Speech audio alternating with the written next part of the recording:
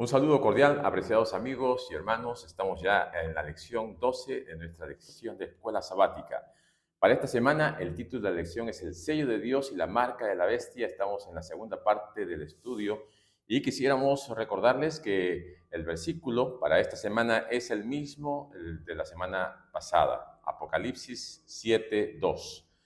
En esta semana vamos a estudiar acerca de la herida mortal, la apostasía y las estrategias de Satanás en el tiempo del fin, y terminaremos viendo la marca de la bestia y la prueba de Dios en el sábado. Así que preparémonos para el estudio de nuestra lección.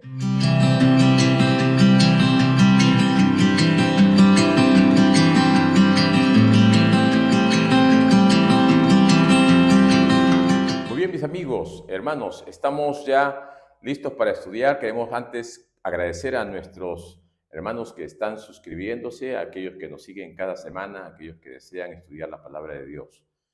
También nuestro hermano Ezequiel Peña nos acompaña semana a semana y él trae el versículo cantado. Así que vamos a darle a él el tiempo y luego continuamos con nuestra lección. Entonces vi otro ángel que subía del este con el sello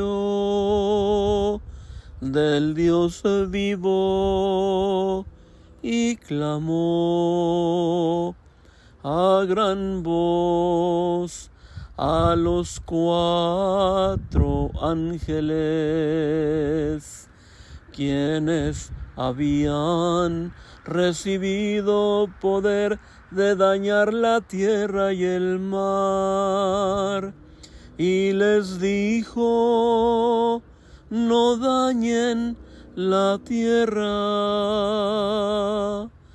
ni el mar, ni los árboles, hasta que sellemos en sus frentes a los siervos de nuestro Dios. Muy bien, mis apreciados amigos y hermanos, después de haber escuchado al hermano Ezequiel, vamos a repasar nuestro versículo que se encuentra en Apocalipsis, capítulo 7, versículos 2 y 3. ¿Qué nos dice? Entonces vi a otro ángel que subía del este con el sello del Dios vivo, y clamó a gran voz a los 4 ángeles quienes habían recibido poder de dañar la tierra, el mar, y les dijo: no dañen la tierra, ni el mar, ni los árboles, hasta que sellemos en sus frentes a los siervos de nuestro Dios. Este versículo nos presenta parte de la profecía relacionada con el tiempo del fin antes de la venida de Cristo, cómo el Señor va a sellar a aquellos que son fieles. Si nosotros nos remontamos a la época de la Edad Media, cuando los valdenses eran perseguidos, vamos a recordar que muchos de ellos fueron muertos porque guardaban los mandamientos de Dios, porque seguían fielmente al Señor. Y esto mismo se va a repetir en el tiempo del fin. Aquellos que sean fieles a Dios, aquellos que guardan los mandamientos de Dios y aquellos que traten de seguir el ejemplo de Jesús, también tendrán ese mismo final. No tal vez de una muerte como los valdenses, pero de una persecución extrema, ya que el enemigo de Dios, Satanás, está enfurecido contra los hijos fieles del Señor. Quisiéramos recordar algunos versículos importantes en este estudio y nos vamos a referir a aquellos que están en Apocalipsis, capítulo 13, versículo 5. Dice: y le fue dada una boca que hablaba palabras arrogantes y blasfemas, y le fue dada autoridad de obrar durante 42 meses. ¿De quién está hablando aquí? ¿A quién el dragón le da poder? Dice la palabra de Dios que la bestia aquí en la tierra recibe poder de Satanás. Satanás le da esa autoridad para perseguir a los hijos de Dios. ¿Y por cuánto tiempo? La palabra de Dios nos dice aquí en Apocalipsis, capítulo 12, versículo 6, y la mujer huyó al desierto, a un lugar preparado por Dios, para que allí fuese sustentada durante 1260 días. Y también en el versículo 14 recalca: pero le fueron dadas a la mujer 2 alas de una gran águila, para que volara de la presencia de la serpiente al desierto, a su lugar donde es sustentada por un tiempo, tiempos y medio tiempo. El lenguaje profético tal vez no es muy claro, pero la misma Biblia se interpreta a sí misma. Los 1260 días, el tiempo, tiempos y medio tiempo, los 42 meses, es la misma señal de tiempo, 1260 años. Ya hemos visto nosotros el término de día por año allí en Ezequiel 4:6 o en Números 14:34. El simbolismo de día por año es claro. Las profecías nos muestran que cada vez que el Señor presenta un día profético, debe ser interpretado como un año profético. Así que las profecías, tanto para el pueblo de Israel como para el mundo entero, están dados en la profecía de las 70 semanas o 490 años, que fue para el pueblo judío, y en las profecías de las 2300 tardes o mañanas o 2300 años, que es para el pueblo en general hasta el tiempo del fin. Entonces, cuando nosotros analizamos estos 1260 años, que es el tiempo que tendría la hegemonía, el cuerno pequeño o la bestia, nos lleva también desde un principio. Aquí encontramos que estos 1260 días tienen su inicio en el año 538. Justiniano da al obispo de Roma la autoridad dentro del aspecto religioso. Así que 538 nos lleva hasta el año 1798. En este año, cuando el general Berthier toma preso al Papa Pío VI, allí se da la herida mortal. Esta herida mortal no le da el puntillazo final, podríamos decir, al papado, sino que solamente lo hace caer.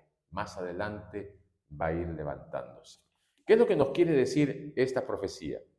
El Señor permite que el pueblo de Dios fiel sea perseguido, pero que no sea exterminado completamente. Allí queda un remanente, un pequeño grupo de fieles que se han mantenido leales a la verdad.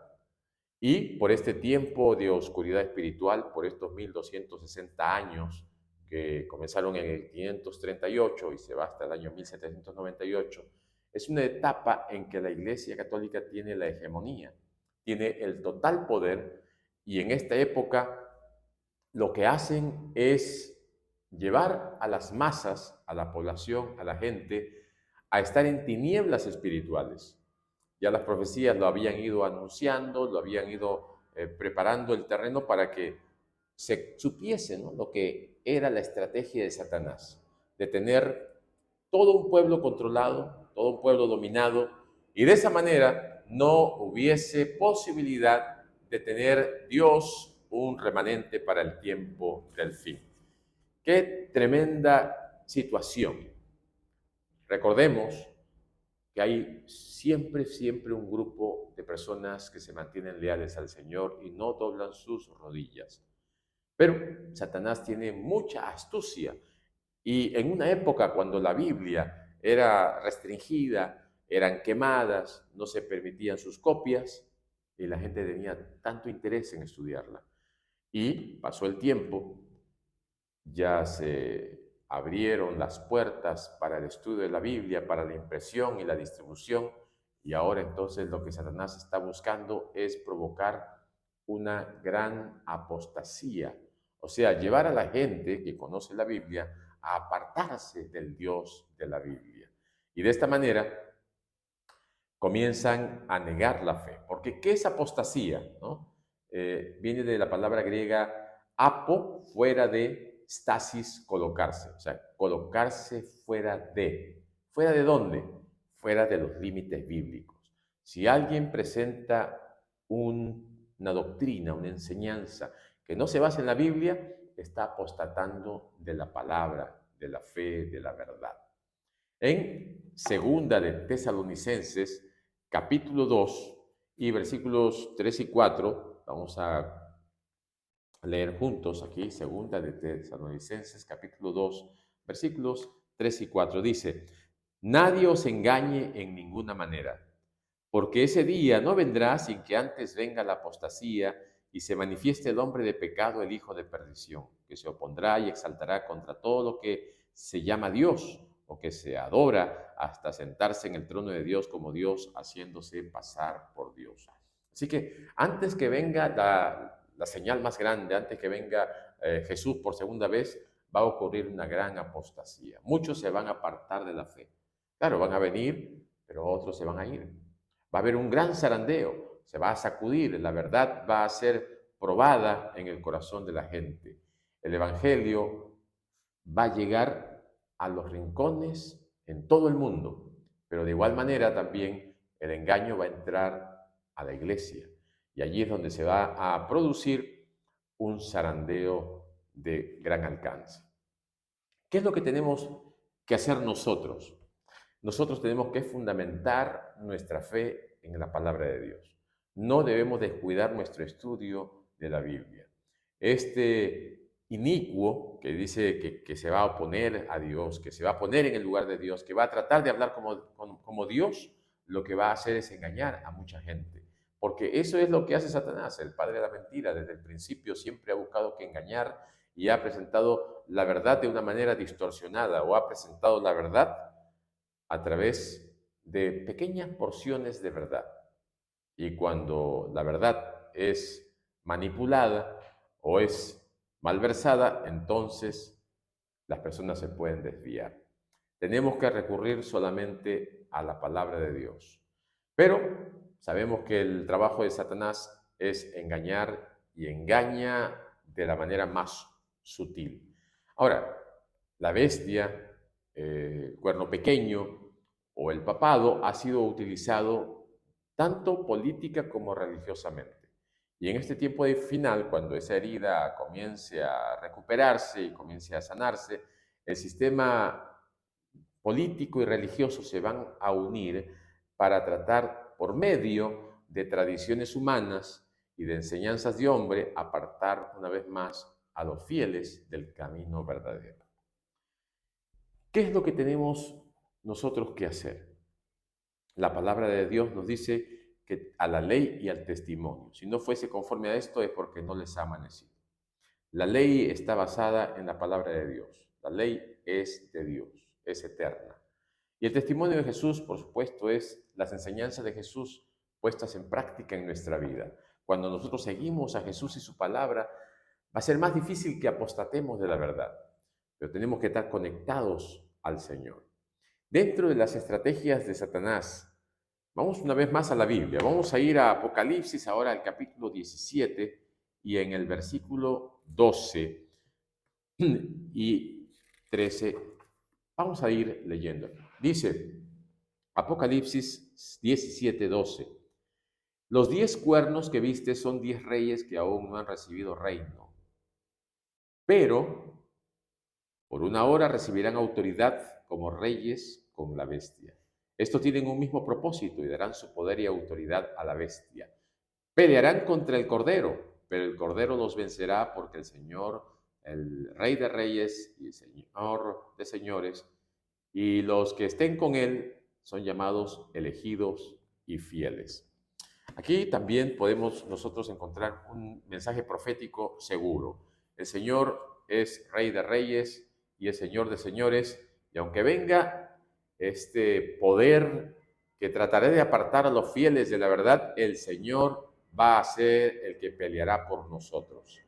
Tenemos aquí 3 aspectos importantes que tener para que podamos estar atentos. Aquí recordemos, en primer lugar, los poderes políticos tienen un propósito y darán su autoridad y poder a la bestia. Así que los poderes políticos van a estar siempre ligados y unidos a la bestia. En segundo lugar, van a buscar que hacer guerra contra Jesús. Y al hacer guerra contra Jesús y el Cordero es hacer guerra contra los que siguen al Señor. Recordemos lo que Jesús dijo, ¿no? Cualquier cosa que hicisteis a uno de estos más pequeñitos, a mí lo hicisteis. Y en tercer lugar, la última guerra de la tierra será entre Cristo y los poderes del mal, pero Cristo y sus seguidores serán los triunfadores, serán los que ganen. No gana la bestia, gana Jesús. La autoridad de Dios será dada a la iglesia y juntamente con el poder del Señor será el triunfo para los fieles. Claro, Satanás va a dar poder también a la bestia y el poder político van a tratar de hacer una persecución final contra el pueblo de Dios y van a implantar una ley dominical, esa ley que tratará de imponer políticamente todo aquello que es religioso. ¿Estamos nosotros viviendo, acercándonos a este punto? Estamos bastante cerca. Ya se nos está mostrando a través de diversas señales que nos estamos acercando cada vez más al final de la historia de este mundo y muy pronto se darán estas leyes dominicales. En realidad, la ley dominical será la marca de la bestia. Apocalipsis 14:9. Vamos a buscar nuestras Biblias, 14:9 de Apocalipsis, y aquí nos dice, y el tercer ángel le siguió diciendo, si alguno adora a la bestia y a su imagen y recibe su marca en su frente o en su mano, este también beberá del cáliz, dice, de la ira, este también beberá del vino de la ira de Dios, vaciado puro en la copa de su ira, y será atormentado con fuego y azufre ante los santos ángeles y el Cordero. Y vamos a ver ahora también Apocalipsis, aquí en que el versículo 12 dice, aquí está la paciencia de los santos, los que guardan los mandamientos de Dios y tienen la fe de Jesús. Así que si alguno adora a la bestia y a su imagen, recibirá todo aquello que el Señor ya ha anunciado con anticipación. Y aquellos que reciben la marca del Señor Jesús, su sello, serán protegidos, serán cuidados. Así que la marca de la bestia se coloca en la frente o en la mano. Y no es un símbolo, una marca visible, ¿no? Cuando se habla de marca en la frente, se habla acerca de la aceptación, inteligentemente, racionalmente. Y cuando se habla de una marca en la mano, se habla de ponerlo en práctica, ¿no? De hacerlo por obra. Así que la marca de la bestia se coloca en la frente o en la mano, el cual es un símbolo de la mente donde se encuentra la conciencia, la razón, el juicio, y en la mano es relacionado con los hechos y la acción. De esta manera, lo que Satanás quiere es que uno acepte el día domingo como el día del Señor y que ponga en práctica, no importa con fuerza, ¿no? Con imposición, porque Satanás siempre trabaja a través de la fuerza, ¿no? Del poder y manipulando a aquellos que están siguiéndole. Por otro lado, el Señor quiere que nosotros le aceptemos para que Él nos ponga esa marca en nuestra frente, que es la aceptación de que Él es nuestro Dios, nuestro Creador, nuestro Salvador, y que pongamos en obra, ¿no? O sea, que actuemos en base a aquello que hemos aceptado. Esta gran disyuntiva entre a quién voy a servir y a quién voy a seguir es lo que va a determinar en el tiempo del fin detrás de quién yo estoy como líder. Si mi líder es Satanás o es Jesús, de acuerdo a la marca con la que yo voy a ser sellado y de acuerdo en donde yo me voy a enlistar. Apocalipsis predice que en el futuro, en un momento de crisis internacional, nuestro mundo se enfrentará a algún tipo de transformación radical en los niveles político, social, religioso y moral. Porque la observancia del domingo se hará cumplir y luego se convertirá en una marca, la marca de la bestia, y se convertirá en algo que se va a imponer, ¿no? Cuando esto llegue ya a imponerse, va a tener que realizarse una determinación, una prueba entre si vamos a seguir a Dios o vamos a quedarnos en este mundo haciendo las cosas de este mundo. ¿Qué decisión vamos a tomar frente a todo esto? Nosotros sabemos, hemos visto, analizado, estudiado las profecías, sabemos que hay una cantidad de situaciones que están por ocurrir dentro de poco tiempo. Una de estas más determinantes está relacionada con el cuarto mandamiento, porque el cuarto mandamiento es el sello de Dios, allí se ve el título del Señor, su autoridad como creador y su territorio, que es todo el universo. Así que el cuarto mandamiento es el sello de Dios. Y allí es donde muchas de las personas van a estar en una lucha de decidir aceptarlo o rechazarlo. Así que el sello de Dios es determinante en el tiempo del fin, está en el centro de la ley y está enmarcado dentro de los lineamientos que determinan si es que soy hijo de Dios o no soy hijo de Dios. Pareciera que es fácil, pero no lo es.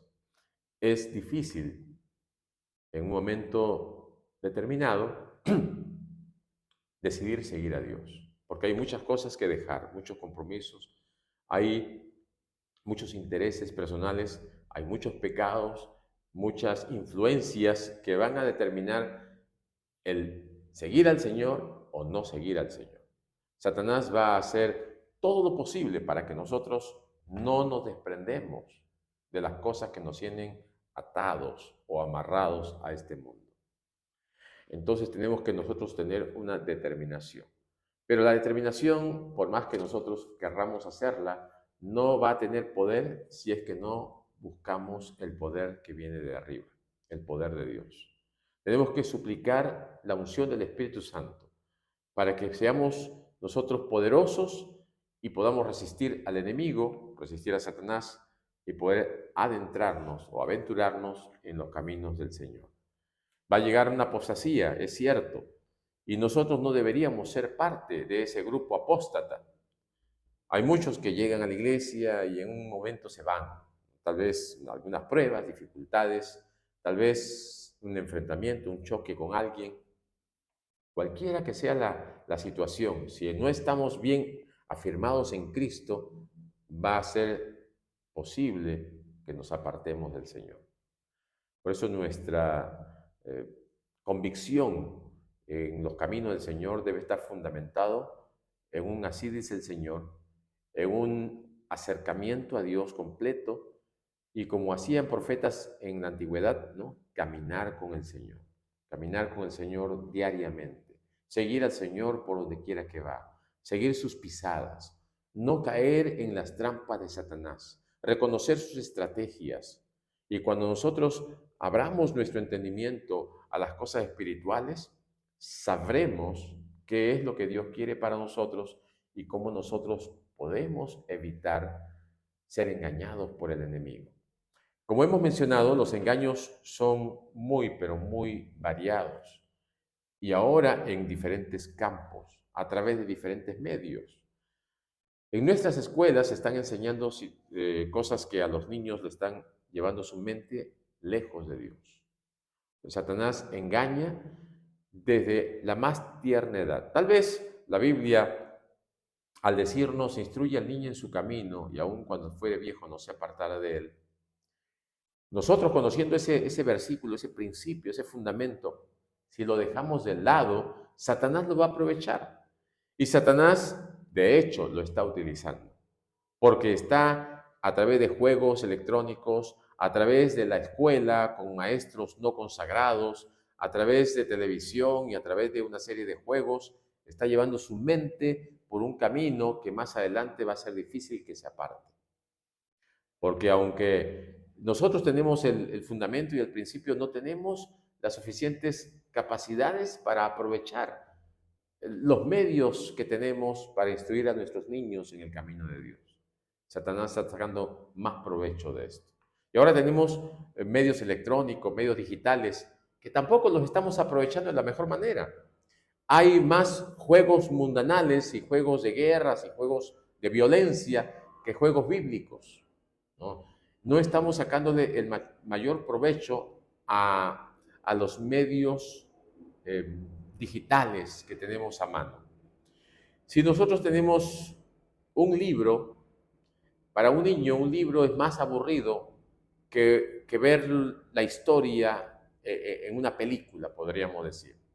Entonces, si el enemigo utiliza diferentes medios para llevar a nuestros niños a pensar de una manera equivocada, nosotros tenemos que utilizar un medio que sea el que lo lleve a través de formas correctas a tener pensamientos en lo que se refiere a Dios y a su, y a su venida.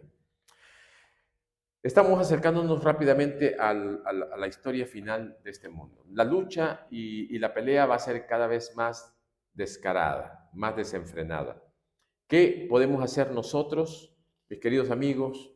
Nuestra misión Jesús ya la dio con mucha anticipación. Él nos dijo que debemos predicar el Evangelio, que debemos hacer discípulos, que debemos predicar en todos los rincones y en todo el mundo. Si queremos ser sellados por el Señor, tenemos que dejarnos usar por el Señor también. El Señor dice, venid en pos de mí y yo os haré pescadores de hombres. Venid y yo haré de ustedes una nueva criatura. Mientras que nosotros aceptemos a ese Dios todopoderoso y nos pongamos en sus manos, entonces nosotros estaremos transmitiendo no solamente de palabra, sino de ejemplo aquello que el Señor nos ha dejado como tarea para realizar, la predicación del Evangelio. Durante muchos años, nosotros como iglesia nos hemos estado preparando para el tiempo del fin, pero estamos tal vez muy atrasados en la forma como deberíamos lanzar nuestro mensaje a un mundo que perece hoy en día. Tenemos que crear nuevas estrategias, tenemos que abrir nuestros ojos a lo que este mundo está haciendo y cómo nosotros también podemos aprovechar todos aquellos elementos que están a nuestro alcance y disposición. La palabra de Dios nos presenta ya los acontecimientos últimos que van a suceder. Ya nos queda una lección antes de terminar este trimestre, en donde veremos ya a Jesús viniendo y la gloria de Dios presentándose en todo su esplendor. Pero mientras tanto, el Señor nos llama a que lo contemplemos a Él para ser transformados a su imagen y semejanza. Al contemplar a Jesús y saturar nuestra mente en sus enseñanzas, nos asemejaremos más a Él. Se necesita tiempo, mis queridos amigos y hermanos, para que el carácter se desarrolle. No es cuestión de la noche a la mañana. El carácter que se semeje a Jesús es a través de un esfuerzo diario, constante, sistemático, en el cual nosotros podamos apreciar las bondades de Jesús aplicadas a nuestra vida. Las relaciones significativas y duraderas se desarrollan también con tiempo. No es que yo voy a traer una persona a Cristo y ya llega y se queda, no, sino que tenemos nosotros que crear relacionamiento, amistad. Cuando meditamos en la vida de Cristo, el Espíritu Santo es quien va obrando en nosotros y nos va sellando. Él va haciendo que quede en nosotros el principio del reino de Dios y de esta manera ese mandamiento del sábado también va quedando en nosotros. Si bien es cierto que aquí el sábado es una marca, es una señal que viene desde la creación, antes del pecado, y que a través de una semana viene el sábado y una semana más viene el sábado, a través de toda la historia, el sábado ha sido ese hilo dorado que viene mostrándonos a ese Dios creador. Y cuando Cristo venga, seguiremos nosotros disfrutando de ese relacionamiento con Dios a través de ese sábado en el cual estaremos en compañía y estaremos disfrutando de la presencia de nuestro Dios. Y así como el sello de Dios se recibe en un instante, también la marca de la bestia.